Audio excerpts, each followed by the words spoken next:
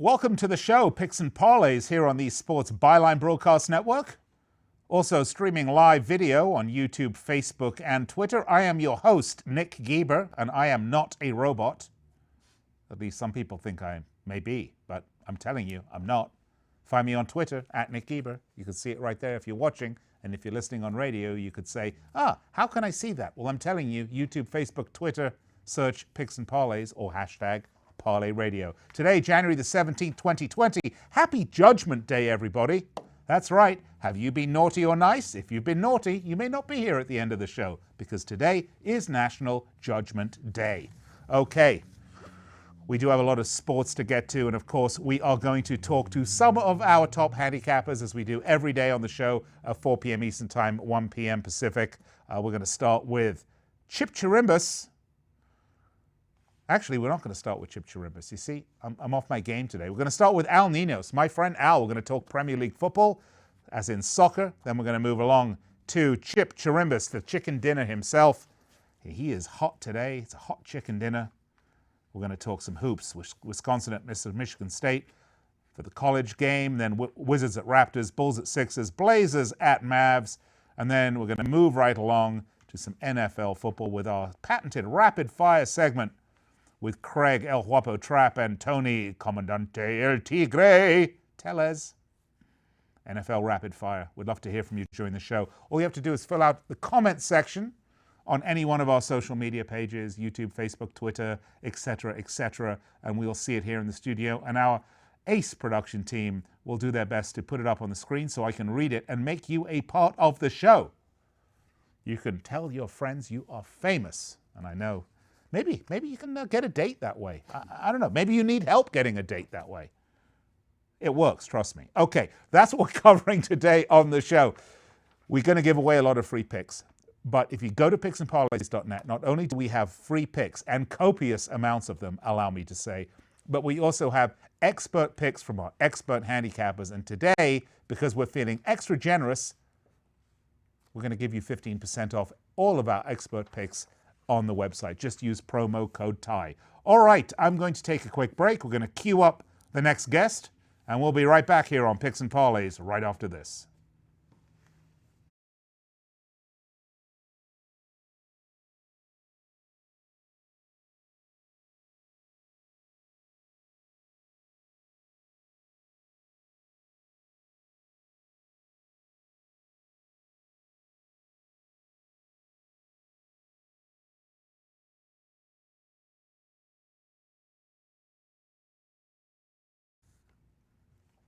Welcome to this January the 17th Judgment Day show.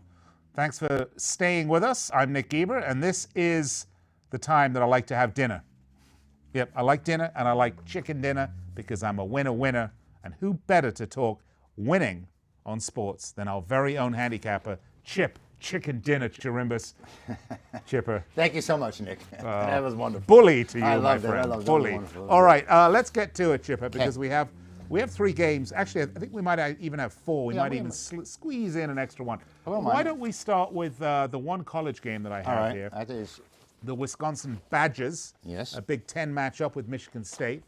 The Badgers, by the way, yesterday on the show, you corrected me a lot when I got things dyslexic? Dyslexically backwards. Still correcting you. Saying they lost and not win. Today, I think you'll be pleased to see I've had an extra half hour of sleep, so it should be better. The Badgers, 11-6.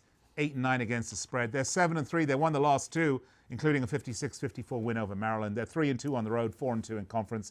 Total's gone under in 5 of the last 6 for the Badgers. Yep. And the Spartans, the ones the Michigan State ones now, not the USC ones, not the Cheetahs. Okay, 13-4, 8-9 against the spread for the Spartans. 8-2. By the way, I wasn't talking about the Houston Astros. Never mind. 8-2, lost to Purdue. Or the Red Sox. Or the Red Sox. Yeah. No, the Red Sox. Well, okay. That's twice for them. Let's get back They're to like the Spartans. Patriots. Go ahead. 8-2, lost to Purdue, 42-71, last outing. They're 8-1 straight up, 7-2 against the spread at home, 5-1 in conference. Kyle Aarons likely will not play in this game, still injured. They're 5-0 against the spread in the last 5 at home.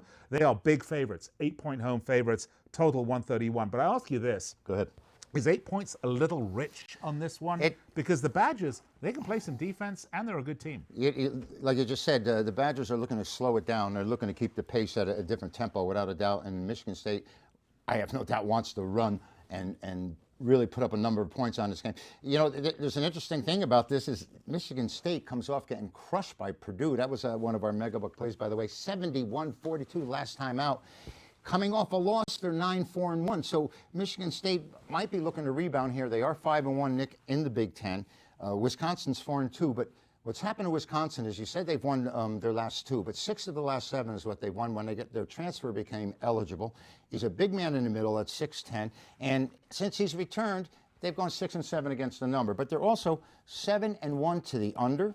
They always play this team against Michigan State under, and they're 18-6, Nick, to the under against winning teams. Against the better teams, they come up and they play tougher defense. So I think Wisconsin will look to control the tempo. I think they're coming from a spot right now where people don't quite realize how strong they are because of their poor start. They're healthy now. They got their full cast of characters, and I think they can dictate tempo here. And I expect this game to stay under the total. Like you said, Wisconsin just plays that way, and they keep it under the total. The Spartans want to run. There's without a doubt, but can they? I know you're going to go under on the total, and that's a good play. I mean, in my right. never endless pool of knowledge. But I will say this: I still don't like this 8 points for Michigan. I mean, I might be tempted to take the Badgers at +8. Well, I understand that. It looks very tempting, and maybe the bookmaker's trying to sucker you in. Yeah, exactly. Trying to even that money but out. maybe not, because at 11-6. Wisconsin's not getting the credibility and the rating that Michigan State has. Michigan State's a ranked team. Wisconsin's out of the top 25 right now. They got a long way to go. So maybe maybe the number's right, and they're not as strong as we have thought in the past. Yeah, but I mean, the Badgers are 4-2 in conference, and Michigan State's 5-1. So I mean, there's only one game difference between them. I don't know what the strength of pre-conference schedule was. Right now, it's just Wisconsin was very fortunate to get by Maryland. They were 2.5-point favorite. They won by 2 at the buzzer, and yet. I think they may be a little bit underrated. I really do, and maybe that's why it's 8. +8. You know? +8. Right, I like it. +8. I like it. Okay. I understand. All right. Did I talk you into it? No. Okay. Well, let's keep trying. Okay. All right. Let's go. Next up, let's do a little NBA action. Let's do Bulls at 76ers. Yep. Chicago Bulls 15-27, 21-1 against the spread. They're 3-7, but they did beat the Washington Wizards 115-106 last time out. But who doesn't? That might be a dangerous sign. I'll tell you why. Go ahead. Hold on. 7-13 straight up, 10-9-1 against the spread away from home. Lauri Markkanen and Thomas Satoransky will likely play in this game, so that's an advantage. The organ, or are going to be on the court? Well, I don't know. Yeah, the organ. The organ. Yeah. Okay, we'll leave that right there. 2-6-1 the last 9 games. The 76ers. I love this team, 26-16. Although they're 4-6. I mean, they haven't exactly been on a hot streak. They won the last game versus the Nets. They're 19-2 straight up. And the total's gone under in 5 of the last 7. For the Sixers, they're having a little bit of, as we like to say in the footballing, Premier League football, they're having a blip. A blip? A blip. Yeah, well, they have slowed down a little bit, if that's what you mean, or they might have hit a bump in the road. They're still 7.5. Not only that, they're 19-2 straight up at home without the points. They will be without Joel Embiid, and he's one of the big impact players in the league. He's got a finger problem, right? Yeah, but remember, it was good. Yeah. He was giving bad directions that day.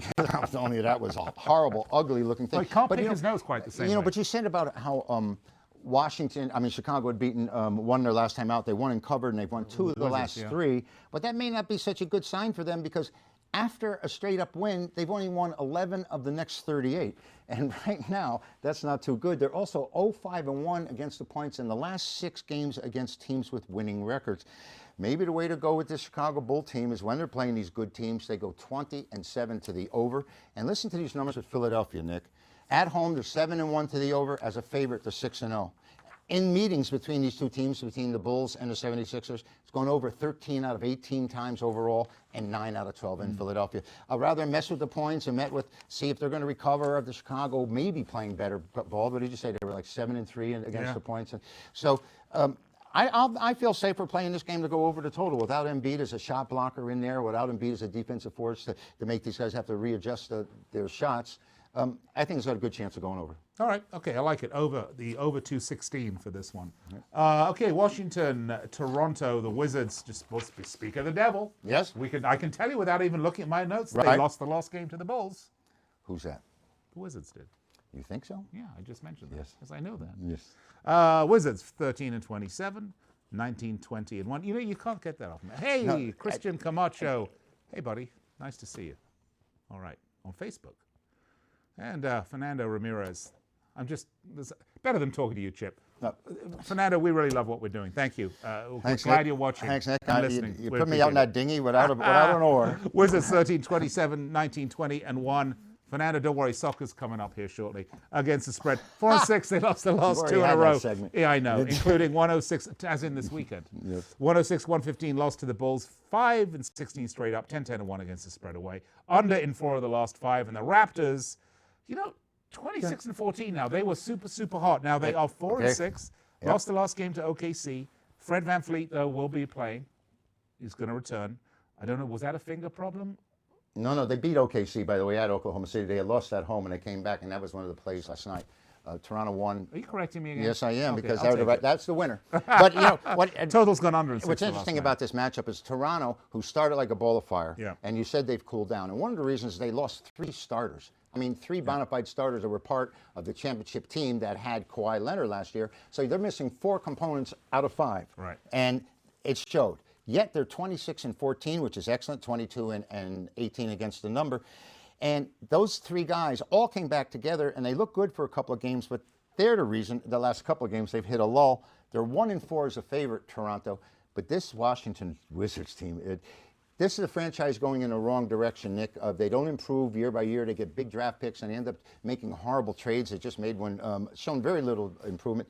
They're 11-26 against the number when they're playing winning teams. So they might be able to beat up on the bottom feeders in the league. But when they play anyone that's any good, they really aren't even competitive, covering only 11 of 37. I'm going to be polite. 2-5 at Toronto. How's that? I'm going to be polite, Chip. First of all, Toronto 10-point home favorites. That might be a little cheap, actually, on that. But go ahead. But when you want to describe the Wizards, there's one word that comes to mind. Yes. Crap. Yeah, they're bad. I mean, really, no, this is just a bad team. The Wizards, Detroit, there are teams out there that some night you might get an effort out of them, but for the most part, they're just going through the motions. It's a long season, and it happens. It happens to the best of teams where they just don't have it that day, or whatever reason. Yep. And some teams, I think, just do it more often. Take the day off. Maybe that's why they don't play that well. Okay, all right. Now, finally, why don't we hit this one? Portland Trailblazers at Dallas Mavericks. You just got a couple minutes. What you got? Okay, I love this spot because Portland's coming off that win over Houston on Wednesday night, and everyone's going crazy in Houston now that they actually lost to the Trailblazers. And they've had back-to-back wins, which doesn't happen too often. They beat Houston 117-107. Carmelo Anthony, 18 points, 12 rebounds. But this team is still only 3-7 against the points on the road in their last 10. They're 1-5-1, Nick, after a straight-up win. I don't expect them to come to play here. I don't know what the number is with this Dallas. Kristaps Porzingis is supposed to come back after missing 9 games. But Dallas is only 2-7 at home in their last 2-7-1, their last 10. And you could see that Dallas doesn't come out and play any defense when they're facing inferior teams. It's 14-6 to the over, and they go 11-5 to the over at home in their last 16. I'd play Portland and Dallas over right now. The big points are going to come up. Dallas is going to be a big favorite, and Portland, I think it might be in trouble here, but they've played well. When you win a couple of games in a row, you gain confidence. All right, let's go back in time. Let's go back in time. How far back? About 2 minutes. Yeah. I don't believe on this Wizards Toronto game we actually gave a side out on this. Or we said over, under. I mean, Toronto's minus 10. All right, I want to play on this. I would play Toronto. You play the 10. You mean lay the 10? Lay the 10. Yeah, I'd lay the 10. And this is not a game I'm sure that it's going to be in my repertoire tomorrow at all. Yeah. So I don't have any problems giving it to you. But this is not going to be on the site as one of your expert plays that we just gave away for free? Yes, you have it now. You heard it. Good luck. Free today on the show. Doesn't get any better than that. Chip Chirimbes is one of our top-rated cappers, and you can find Chip at the site, picksandparlays.net. If you would like to get 15% off, take 15% off Chip. We could cut off an arm right now, but we won't do that. You can actually just go to the site, buy his expert picks, use promo code TIE, get 15% off, and we have to go. We're on a great 24-day run in NBA Best Bets, 18-5-1. You got it right there. I'll be right back after this.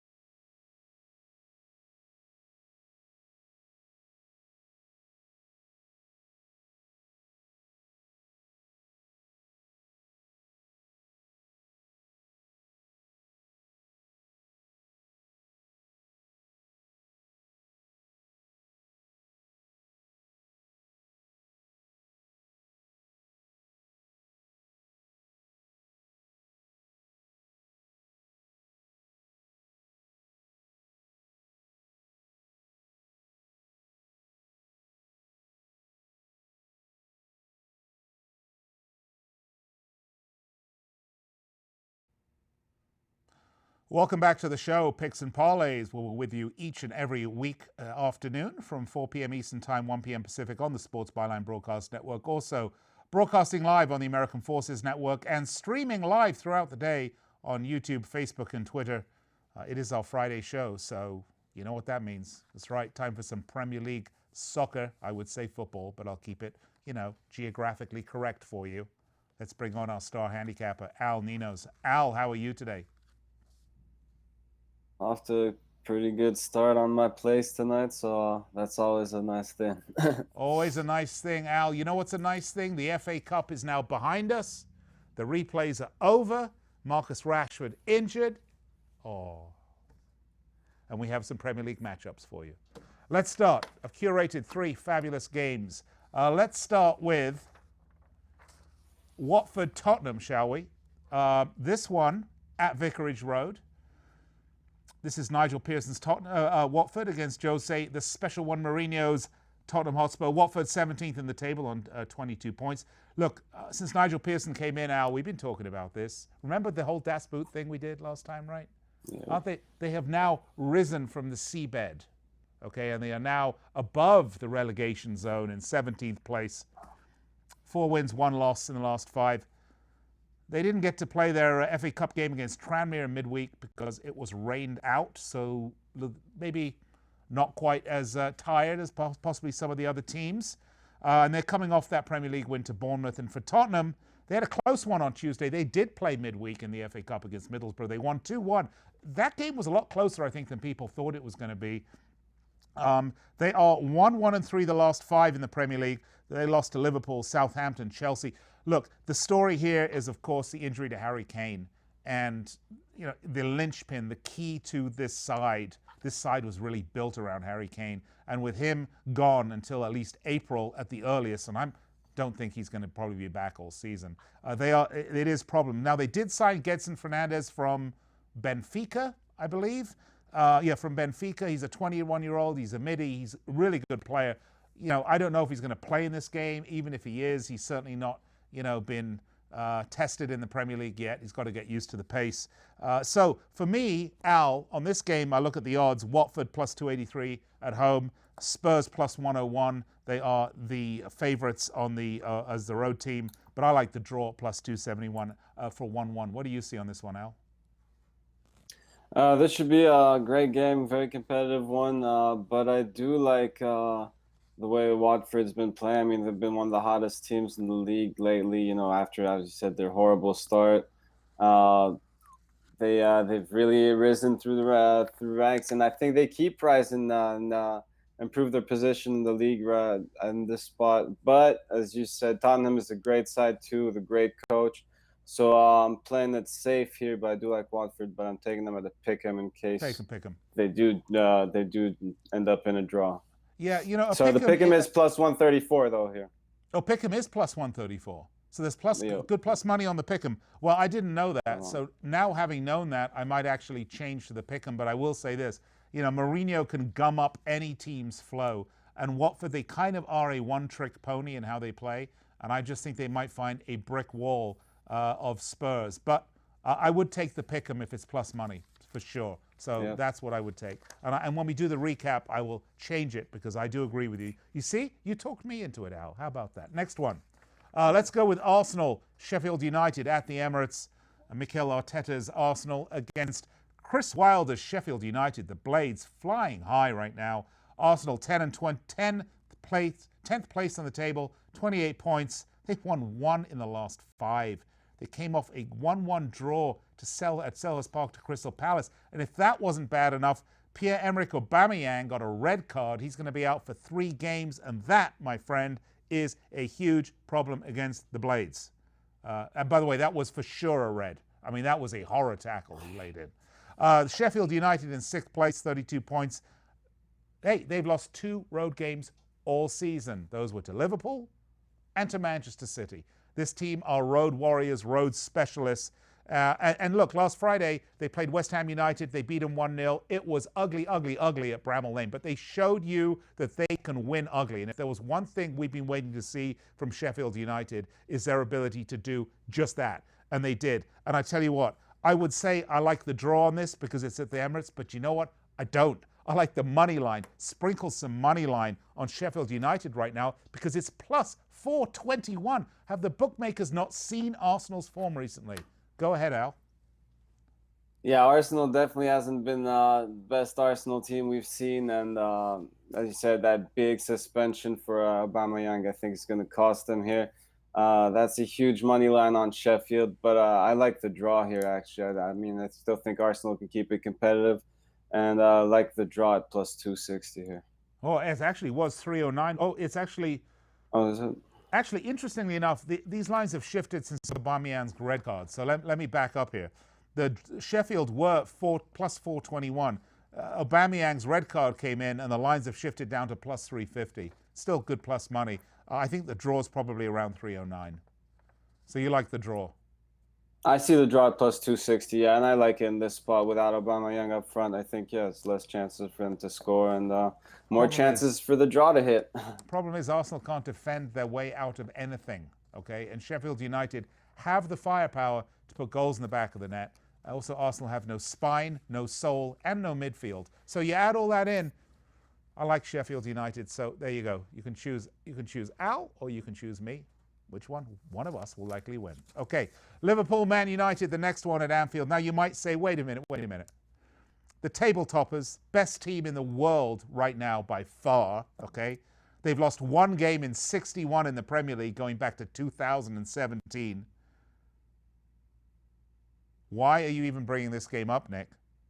Well, I'm going to tell you why. Because the return leg of this at Old Trafford was the only time anyone has taken any points off Liverpool this entire season. It was a 1-1 draw at Old Trafford. Now, that is why the line, and this is, of course, a massive rivalry. And when you get into big rivalries, sometimes form and odds and all this crap just goes out the window because the players are playing on emotion. Liverpool minus 213, which is really, really unbelievably cheap, by the way, for Liverpool, I think. United plus 504, the draw plus 345. But United have no Scott McTominay, no Paul Pogba. Marcus Rashford is a very questionable. I mean, he was taken off mid-game in the game against Middlesbrough with back spasms, could barely stand up. I doubt he's going to be playing. And quite frankly, the front three of Man United are the only thing that are any good about them and their goalkeeper. So if you take it from the front three, now there's only two. United really have no midfield, and in order to stop Liverpool from scoring and murdering you, you've got to have a midfield, and they don't. With only two of the three up front, this is going to be a very high scoreline game. I'm telling you, this is going to be 3-1 or 4-1 Liverpool. So for that reason, the goal line's 2.5 on this. I'm taking the over. Yeah, I do see that. I see over 2.5 at minus 143 and over 3 at plus 114. So I don't know which one you like best. That's it. Over 3 plus 114. Yeah, I had a feeling that would be it. But the way I'm looking at this game, yeah, I do expect a high-scoring game again. And but I like Liverpool minus 1.5 here. I think they're the much better team. Obviously, one of the best teams probably in Premier League history. And yeah, I think Man U is going to be outclassed here, and I see Liverpool winning this one by at least 2 goals. So give me Liverpool minus 1.5 at plus 108. Oh, that's nice money on that too. That'd be a good alternate bet as well. So you can probably go with both of our bets there, right? You can almost guaranteed a winner. Take both of those. Look, these have to be played on the pitch, of course, but and it is possible. By the way, this could be a total shock. United, the only people to take points off Liverpool, as we spoke about earlier. But either way, this is going to be a great match. We both predict Liverpool to win. Al Ninos, always a pleasure. Thank you so much. You can find Al at Picks and Parlays. And by the way, you want to talk more Premier League soccer, you can do that with me Monday through Friday, 9 p.m. Eastern Time, 6 p.m. Pacific, on the Sports Byline Broadcast Network, and live also on SiriusXM 211, Dan Patrick Sports. Okay, I'm going to take a break, and I will be back with more right after this.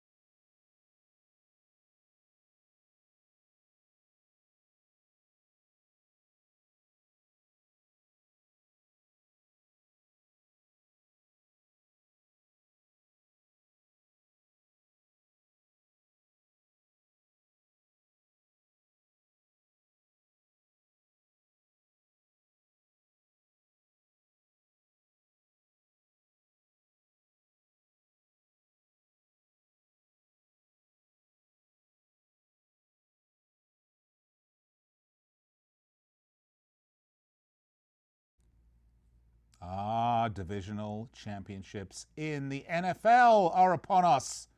Welcome back to Picks and Parlays. I'm your host, Nick Geber. My parole officer said I could be here tonight, so I hope you're all enjoying it. Can't promise about tomorrow, so we're going to use the time well.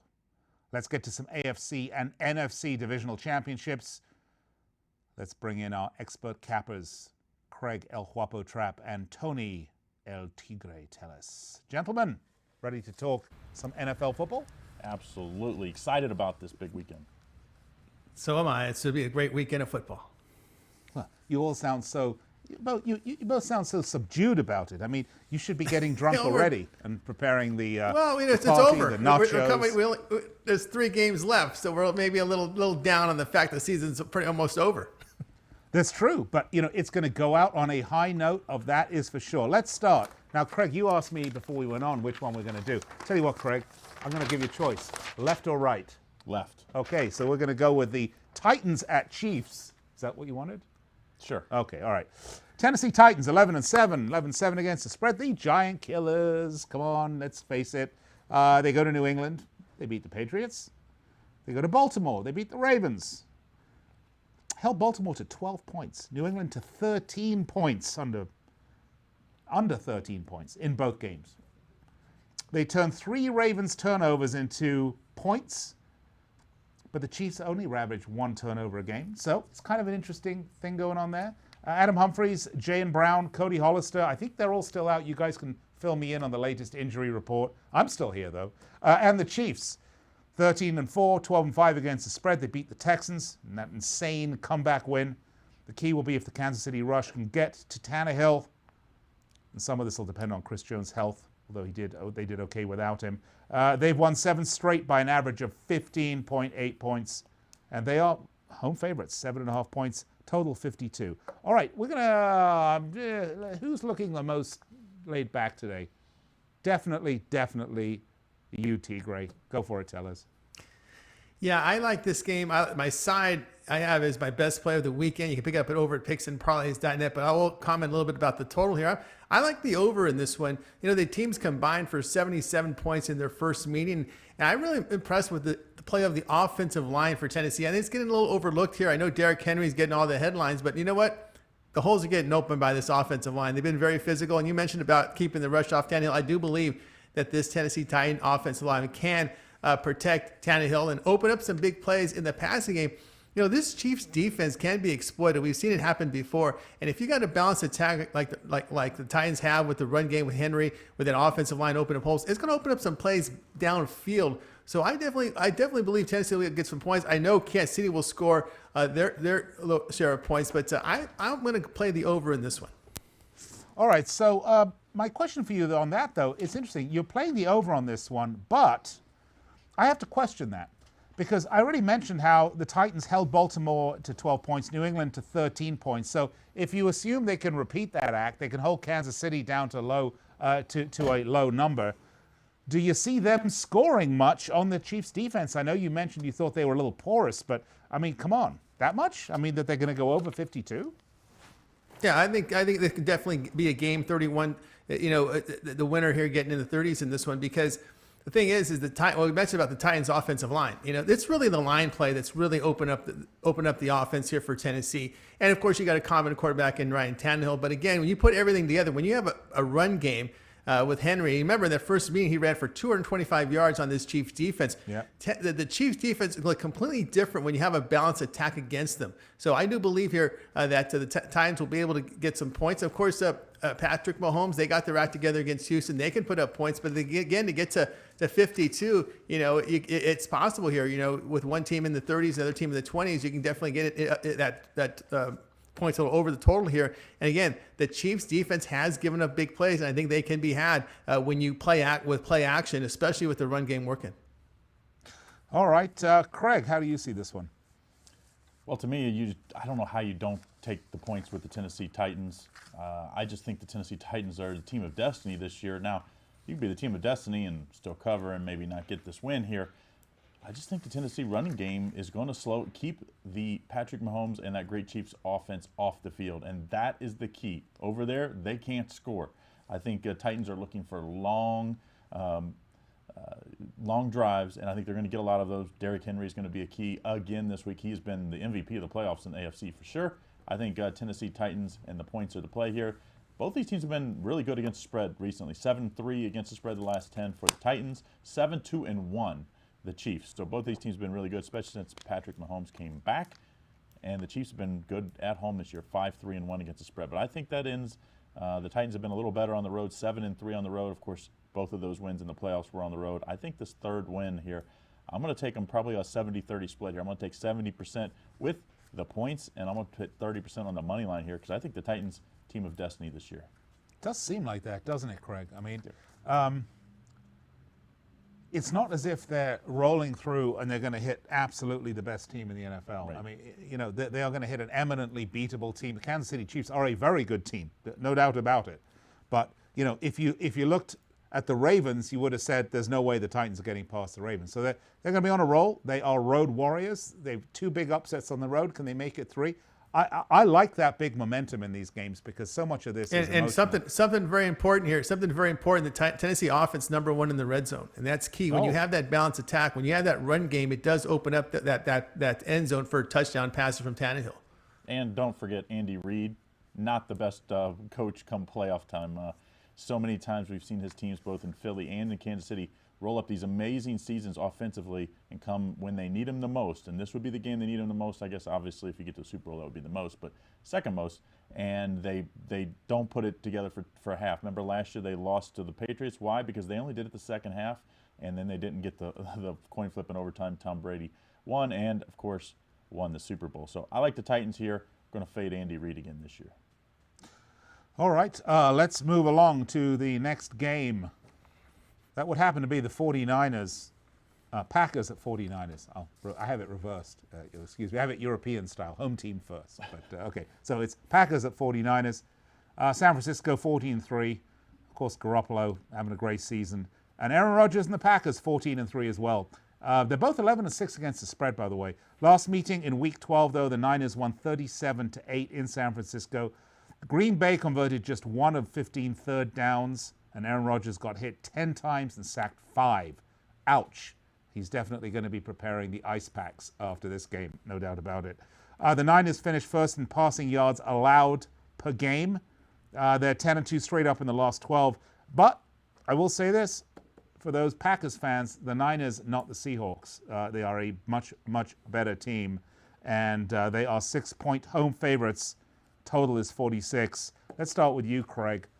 Do you see this one going under? Well, what I'm surprised is this line isn't at the key number of 7.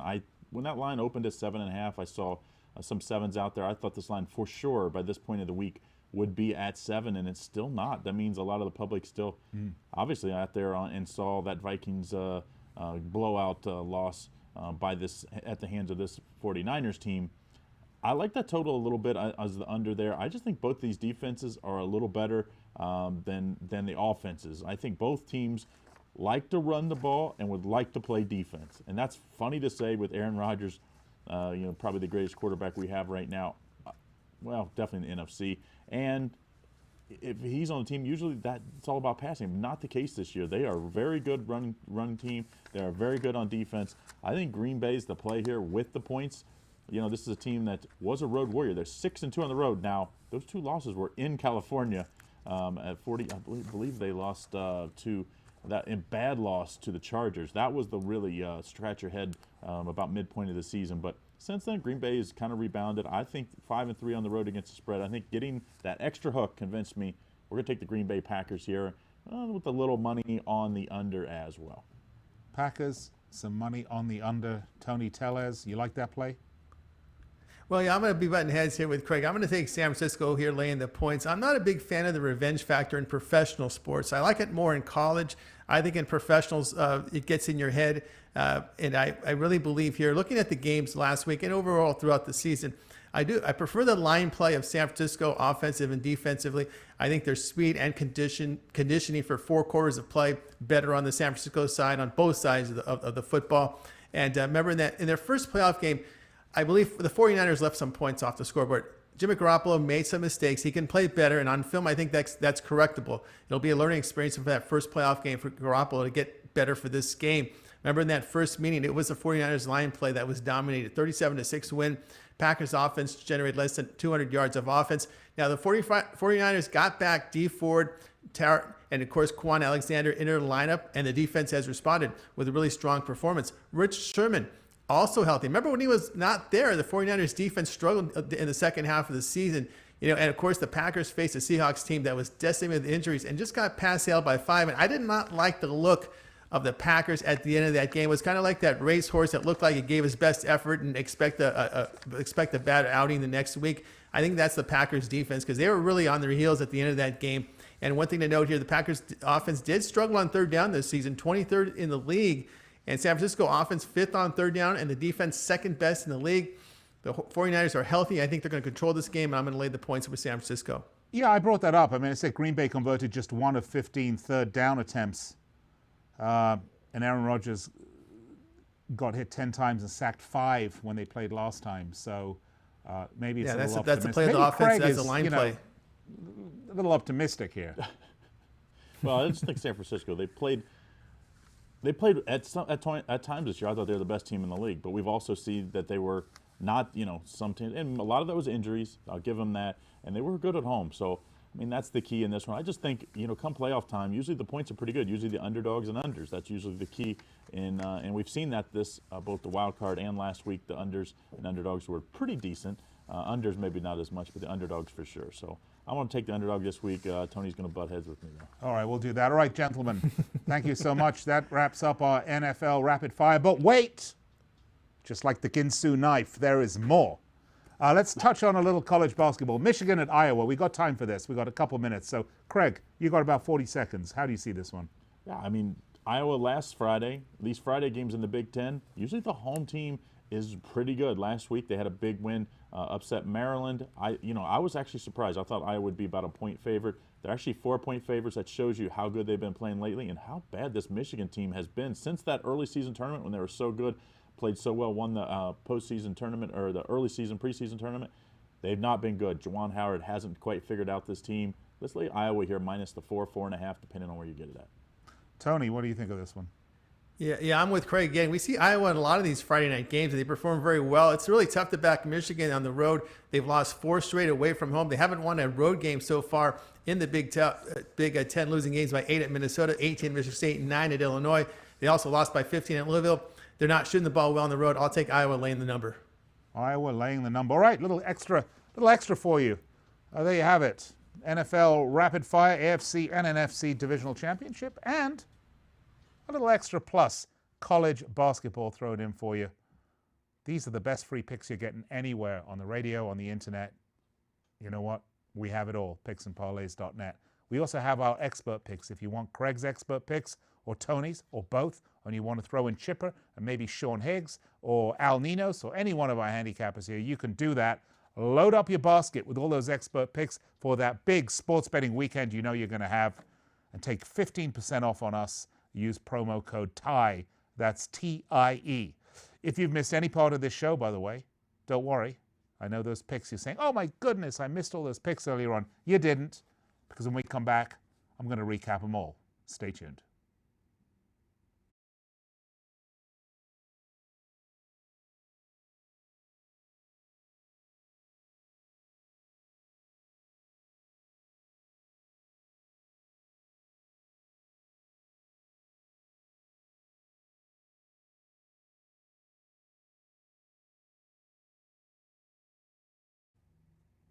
Welcome back, Picks and Parlays. I'm Nick Geber. Find me Twitter, at Nick Geber. It's kind of piratical. Find me Twitter, at Nick Geber. Love to hear from you. Okay, we gave you a lot of free picks so far on the show, and I know you missed some of them, and you're just kicking yourself over it. Don't worry. I'm going to recap them right now. We started off. Al Ninos and I talked a little Premier League football, soccer. I'd say football. You'd say soccer. Here we go. Liverpool, Man United. Take Liverpool minus 1.5 for the plus 108. Arsenal, Sheffield. He says take the draw plus 260. And Watford at Tottenham. He said take Watford as a pick'em at plus 134. And I like that one more than all the others. Watford at Tottenham.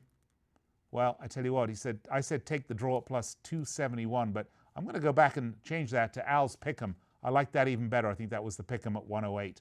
Arsenal versus Sheffield. You got to take the Blades at plus 421. Some of that lovely money line goodness. And Man United, Liverpool, that's at Anfield. Take the over 2.5 goals. There should be a lot of goals in that game. All right, then we had Chip Chirimbes. We gave some free picks. Wisconsin at Michigan State. College basketball. Take the under 131. Chicago at Philly. Take the over 216. Washington at Toronto. Take the Washington Wizards plus 10. And Dallas at Portland. Take Dallas, please. Okay, next up, we had our NFL rapid fire picks. Tony T, Packers at Niners. He said take the Niners -7. Titans at Chiefs. You know, that's his promo game if you want it.